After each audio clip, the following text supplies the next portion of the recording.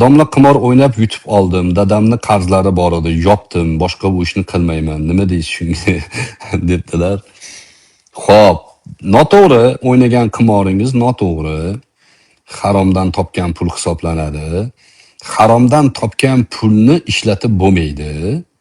Lekin ba'zi fuqaholar qarzni yopib yuborsa bo'ladi deydi. Endi qimordan yutib olganingizda yutqizgan tarafga yutib olingan pulni qaytib berish kerak edi. Uni iloji yo'q, topa olmaysiz. Dadangizda qimordan yutgan miqdorda yopgan pulingizni boshqa halol yo'ldan topib, xayriy ehson qilib oling.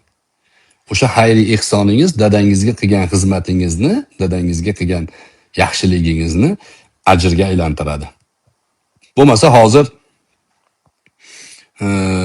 najosat bilan tahorat qilganday gap bu.